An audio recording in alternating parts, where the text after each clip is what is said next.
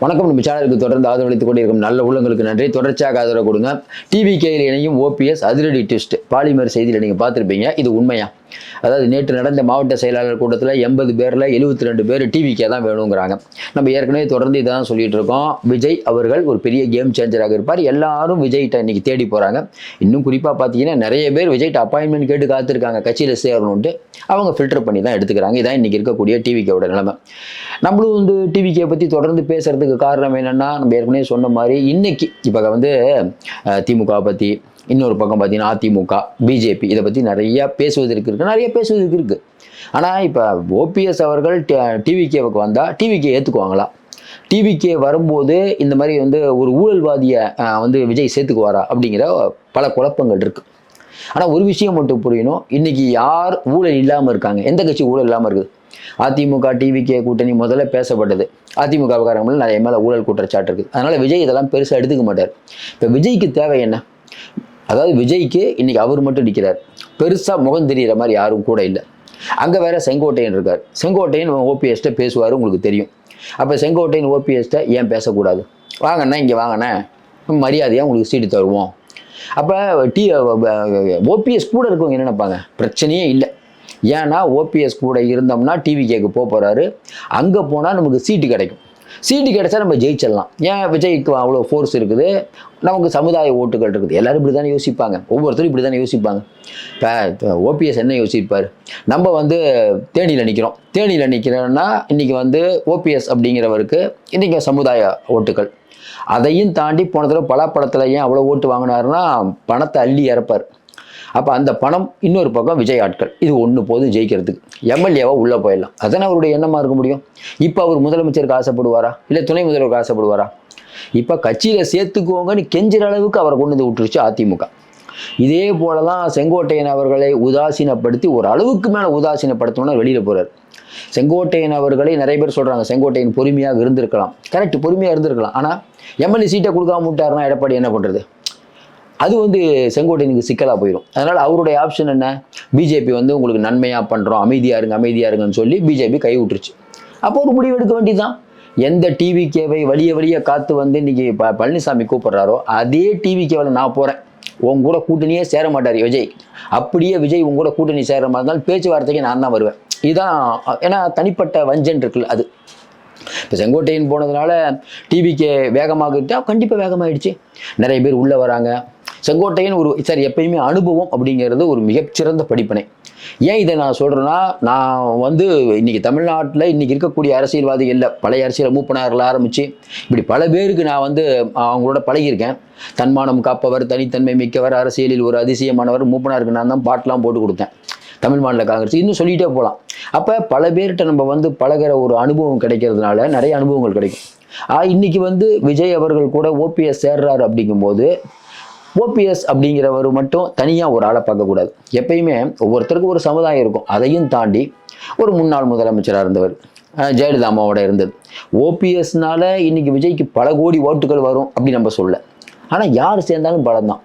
பிஜேபியுடைய formula தான். BJP என்ன பண்ணும்? பல ஸ்டேட்டில் என்ன பண்ணுது? சின்ன கட்சியை கூட விட மாட்டாங்க, எல்லாத்தையும் தங்களுக்கு கொண்டு வருவாங்க. இப்பயும் பிஜேபி என்ன முயற்சி பண்ணுது? ஓபிஎஸ், டிடிவி, ஐயா ராமதாஸ் எல்லாத்தையும் கொண்டு வர நினைக்குது. அப்போ நேற்று எல்லாரும் என்ன நினச்சாங்க? ஓபிஎஸ் அவர்கள் வந்து பிஜேபி பக்கம் தான் போகிறாரு, அதுதான் இயற்கையிலும் கூட. ஆனால் நேற்று பார்த்தீங்கன்னா மாவட்ட செயலர் நிறைய பேர் வந்து வேணாம் துரோகி பழனிசாமின்ற லெவலுக்கு பேச ஆரம்பிச்சிட்டாங்க. அப்போ இன்றைக்கி ஓபிஎஸ்க்கு சேஃபான ஜோன் எதுன்னா, ஒன்று திமுக, இன்னொன்று டிவிகே. திமுகவுக்கு போனால் நோட்டு கிடைக்கும் கண்டிப்பாக. ஆனால் திமுகவுக்கு போனால் வெற்றி வாய்ப்பு கிடைக்குமா? ஒன்று. இன்னொன்று, காலங்காலமாக அதிமுகவில் இருந்துட்டு திடீர்னு போய் வந்து திமுகவில் சேர்ந்தா சிக்கல். இன்னொன்று, திமுகவில் சேர்ந்தால் அம்மா படத்தை வைக்க முடியுமா? போனவொன்னு அம்மா படத்தை எடுத்துருவாங்க. இங்கே அப்படி இல்லை. செங்கோட்டையன் அம்மா படத்தை வச்சுக்கிட்டே இருப்பார். அந்த அளவுக்கு சுதந்திரம் கொடுத்துருக்குது டிவிக்கே. பிரச்சனையே இல்லை. அதுவும் இல்லாமல் சேர போகிறதில்ல, கூட்டணி தானே வைக்க போகிறோம், நமக்கு என்ன பிரச்சனை? இதெல்லாம் ஓபிஎஸ் கணக்கு போடுவார்ல. இன்றைக்கி இருக்கக்கூடிய சூழ்நிலை நமக்கு சேஃப் எது? சேஃப். இன்னொன்று, திமுக கூட்டணிக்கு போனால் சீட்டு கம்மியாக கிடைக்கும். அங்கேயே சீட்டு இல்லாமல் தடுமாறிட்டு இருக்காங்க. இது எல்லா விஷயத்தையும் ஓபிஎஸ் யோசிப்பார்.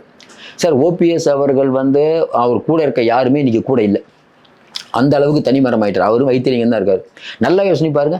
இன்னைக்கு விஜய் கட்சியில் வந்து ஓபிஎஸும் வைத்தியலிங்கம் சேர்ந்தா வைத்தியலிங்கம் கண்டிப்பாக அவர் தொகுதியில் ஜெயிச்சிருவார். ஒருத்த நாட்டில் ஓபிஎஸ் அவர் தொகுதியில் ஜெயிப்பார். இன்னொரு 4-5 பேர் இருப்பாங்க. இன்னும் குறிப்பாக சொல்லணும்னா விஜய்கிட்ட யாருமே இல்லைங்கிறத தாண்டி பழனிசாமியும் மற்றவங்களும் பேச ஆரம்பிச்சாங்கன்னா அதிமுகவில் ஏற்கனவே செங்கோட்டையன் பதிலடி கொடுத்துருக்காரு. இப்போ ஓபிஎஸும் பதிலடி கொடுப்பார்.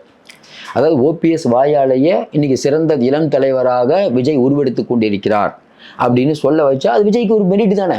சார் எல்லாரும் வந்து அனுபவம் மிக்கவர்கள் வந்து விஜய் கூட இருக்கிறது விஜய்க்கு பலம் தானே. இப்போ ஓபிஎஸ் அவர்கள் வந்து பிஜேபி கண்ணை காட்டினா எப்பயும் ஓடி போயிடுவார், அது உண்மைதான். ஆனால் கூட்டணிக்கு வந்தாருன்னா அது வேற கட்சிங்க. அது கூட்டணிக்கு தொகுதி வருவோம், தொகுதி வேலை பார்க்குறோம், முடிஞ்சது கதை. ஏன்னா 234 தொகுதியிலையும் விஜய் போய் பிரச்சாரம் பண்ணி ஆட்களை போட்டு கவனம் செலுத்துறதை விட சொல்லி வச்சு அடிக்கிறோம்ல எப்பயுமே அது ரொம்ப முக்கியம். கரெக்டாக நமக்குன்னு ஒரு சில தொகுதியில் இப்போ திமுக பண்ண 170 தொகுதி அவ்வளோதான். அதேமாதிரி விஜயம் 200 தொகுதி என்னோட டார்கெட் 34 நான் பிரித்து கொடுக்குறேன் அப்படின்னு ஒரு முடிவு எடுத்தாருன்னா அது விஜய்க்கு ஒரு பெரிய உதவியாகத்தான் இருக்கும். ஏற்கனவே நான் சொன்ன மாதிரி இன்னைக்கு விஜய் அவர்கள்ட்ட இப்போ வந்து உதாரணமாக வச்சுக்கோங்களேன், விஜய்கிட்ட வந்து ஓபிஎஸ் சேர்றாரு, அப்படியே டிடிவி வர்றாருன்னு வச்சுக்கோங்களேன், இது பலமா இல்லையா? நீங்கள் சொல்லலாம் டிடிவிக்கெல்லாம் ஆள் இல்லை, இதே மாதிரி தான் எல்லாத்தையும் சொல்ல வேண்டியது. செங்கோட்டையன் அவருக்கு ஆள் இல்லை. சரி, ஒவ்வொரு ஓட்டு முக்கியம். அதையும் தாண்டி இன்னைக்கு செங்கோட்டையன் ஓபிஎஸ் வந்தால் வேற ஒரு இப்போ நிறைய பேர் இன்னொன்று சொல்கிறாங்க, டிடிவி ஓபிஎஸ்லாம் வந்தாருன்னா பட்டியலின மக்கள் ஓட்டு கிடைக்காது. சரி, அப்போ அதிமுக ஏன் வந்து பிஜேபி ஏன் வழி அவங்களை கூப்பிட்றாங்க? அது பட்டியலின மக்கள் போகும்னு தெரியாது அவங்களுக்கு. அப்படி இல்லை நிலவரம். பட்டியலின மக்கள் கூட இன்னைக்கு விஜயை விரும்புகிறாங்க. இவர்கள் வருவதால் பட்டியலின மக்களுடைய வாக்கு கண்டிப்பாக சிதறாது, அதில் நம்ம உறுதி அளிக்கிறோம். ஏன் இதை சொல்கிறோம்னா இன்றைக்கி வந்து டிடிவி வந்தால் இது ஒரு பிரச்சனை, அது ஒரு பிரச்சனைன்னு இப்போவே என்னென்னா இது வந்து திட்டமிட்டு வந்து அவங்களாம் போகக்கூடாதுன்னு நல்லா யோசனை பண்ணிக்கோங்க. டிடிவி தினகரன் சாதாரண ஆள் இல்லை, அவர் ரொம்ப தெளிவான அரசியல்வாதி. அவருடைய பேச்சு நடத்தை அவருடைய மூமெண்ட்லாம் பார்க்கும்போது பக்காவாக பண்ணுவார். அவருக்கு காசு இல்லை, பிஜேபி தூக்கி உள்ளே வச்சிருச்சு, இல்லைன்னா அவருடைய விஷயமே வராது தெரியும் எடப்பாடிக்கு. அதனால தான் அமைதியாக இருக்கார். டிடிவி தினகரன் ரொம்ப எச்சரிக்கையாக இருப்பார். அப்போ ஓபிஎஸ் போனாருன்னா செங்கோட்டையும் பேசுவார், ஓபிஎஸ் பேசுவார். அப்போ டிடிவி உள்ளே வந்தாருன்னா அப்போ அதிமுக கூட்டணியில் முக்குளத்தோர் யாருமே இல்லைங்கிற ஒரு ஒரு ஒரு பிரச்சனை வரும். அதனால தான் அவங்க சசிகலாவை கொண்டு வராங்க பிஜேபி. எப்படி இருந்தாலும் ஓபிஎஸ் அவர்களோ டிடிவி அவர்களோ யாரோ இன்னைக்கு வந்து விஜயுடன் சேர்ந்தால் அது பலம் தான், அந்த விதத்தில் மாற்று கருத்து இல்லை. திமுகவுக்கு இது ஒரு சிக்கல் தான். ஏன்னா திமுக என்ன நினச்சதுன்னா திமுக அதிமுக இந்த பக்கம் வந்து பார்த்தீங்கன்னா விஜய் 3 பேர் நின்னா பிஜேபியோட எதிர்ப்போட்டெலாம் விஜய் வாங்கிடுவார், திமுகவோட எதிர்ப்போட்டெலாம் வாங்கிடுவார். 3ஆ பிரியும். அப்போ 3ஆ பிரியும் போது ஈஸியாக ஜெயிச்சிடலாம் அப்படிங்கிறது திமுகவோட கணக்கு. ஒரு பக்கம் விஜய் வலிமையாகிட்டு போனார்னா எதிர்ப்பு ஓட்டுகள் திமுகவோட எதிர்ப்பு ஓட்டுகள் மொத்தமும் விஜய் வாங்கிட்டாருன்னா ஜெயிக்கக்கூடிய கட்சி விஜய் தான்பா, டிவிகே டிஎம்கே போட்டிங்கிற அளவுக்கு போயிடுச்சுன்னா நிறைய பேர் இன்னும் கூட சொல்லலாம் இது அதீத கற்பனைங்க. என்ன இருந்தாலும் திமுக அதிமுக தானேங்க, அதில் வந்து நீங்கள் வந்து விஜய்கிட்ட மாற்ற முடியாது அப்படின்னா சார் மாற்றம் ஒன்றே மாறாதது. டெல்லியில் புதுசாக ஆரம்பித்த கெஜ்ரிவால் ஆட்சியை பிடிப்பார்னு யாராவது எதிர்பார்த்தாங்களா? நல்லா யோசனை பாருங்க. காலங்காலமாக இருக்கக்கூடிய காங்கிரஸும் பிஜேபியும் அடிச்சுட்டு எப்படி வந்தார்? வந்தது மட்டும் இல்லாமல் அவர் அசைக்கவே முடியாத சக்தியாக தான் இருந்தார். 2-3 தேர்தல் அவரை தோக்கடிக்கவே முடியல. எப்படி வந்தது? பஞ்சாபில் பகவத் மான் எப்படி ஜெயிச்சார்? நல்லா யோசனை பாருங்க. பஞ்சாபில் காங்கிரஸும் பிஜேபி தான் இருந்தது, எப்படி வந்து ஆம் ஆத்மி ஜெயிச்சது? அதனால் காலம் அப்படிங்கிறது பல விஷயங்களை மறக்கும், பல விஷயங்களை வரலாறை உருவாக்கும். அந்த வகையில் நமக்கு சொல்லுவோம் விஜய் அப்படிங்கிறவங்களுக்கு பெரிய மாசு இருக்குது. இப்போ எந்த நீங்கள் செய்தி பார்த்தாலும் விஜய் சுற்றி தான் வரணும். பாலிமர் செய்தியில் சொல்கிறாங்க, நேற்று நம்ம பார்த்தோம். இப்போ ஓபிஎஸ்க்கு என்ன ஆப்ஷனு? மாவட்ட செயலாளராக வேணாங்கிறாங்க. அப்படியே சேர்ந்து ஒட்டினா கூட அந்த விஷயம் நிற்குமா? ஓபிஎஸ் இன்னொன்று யோசிப்பார், கூட்டணி போய் சேர்ந்துடலாம், நம்மளை ஆதரிச்சு பழனிசாமி பிரச்சாரம் பண்ணுவாரா? அவர் ஓட்டு நமக்கு கிடைக்கும், நம்ம ஓட்டு அவருக்கு கிடைக்குமா? அலுவலகத்தை அடித்து உடைச்சிட்டாருன்னு பழனிசாமி இன்னும் சொல்லிட்டு இருக்காரு. அவர் கூட சேர்ந்தால் இன்னும் சிக்கல். இதெல்லாம் யோசிப்பாரா இல்லையா? தேனியில் நம்பினா அதிமுக உள்ளடி வேலை பார்த்தா என்ன பண்ணுறது? அப்போ இது வந்து ஏன்னா இன்னொன்று ஓபிஎஸ்க்கும் இபிஎஸ்க்கும் இருக்கிறது வந்து தனிப்பட்ட பகை. இந்த காயம் வந்து உடனடியாக ஆறுவதற்கான வாய்ப்பு. அதே மாதிரி தான் டிடிவி. இவங்க இன்னொரு ரூட் எடுக்கக்கூடாது. அதனால் தொடர்ந்து சொல்கிறோம், ஒரு பக்கம் காங்கிரஸ் பேசிகிட்டு இருக்காங்க, இன்னொரு பக்கம் ஓபிஎஸ் ஆளுங்கள்லாம் டிவிக்கே வேணுங்கிறாங்க, இன்னொரு பக்கம் டிடிவி எந்த முடிவும் எடுக்கலை. அப்படிங்கும்போது விஜய் காட்டில் அடைமழை பெஞ்சிருக்கிறது தான் நம்ம நினைக்கிறோம். தொடர்ந்து வந்து நம்ம இதை தான் சொல்கிறோம், விஜய் அவர்களை தவிர்த்து விட்டு யாரும் அரசியல் பண்ண முடியாது. நிறைய பேர் நமக்கு நிறைய கருத்துக்கள் நிறைய கமெண்ட் எல்லாம் சொல்லி உங்கள் கமெண்ட்டை நாங்கள் வரவேற்கிறோம். அது எந்த விதமான கமெண்ட் இருந்தாலும் சரி. இந்த மாதிரி செய்தி பார்க்கும்போது திமுக நிறைய பேர் வந்து ஓபிஎஸ் பிடிக்காதவங்களாம் அந்த கமெண்ட் போடுவாங்க. டிவிகேவினர் வந்து இந்த கருத்து நிறையா சொல்கிறது வந்து ரொம்ப மகிழ்ச்சி அளிக்கக்கூடிய விஷயம். உங்கள் விஷயம் எதுனாலும் என்னோட கருத்தை சொல்லுங்கள், இல்லை உங்கள் ஓபிஎஸ் சேர்ந்ததால் நீங்கள் என்ன நினைக்கிறீங்கிறத சொல்லுங்கள். தொடர்ந்து ஆதரவு கொடுங்கள். மீண்டும் சந்திப்போம். நன்றி, வணக்கம்.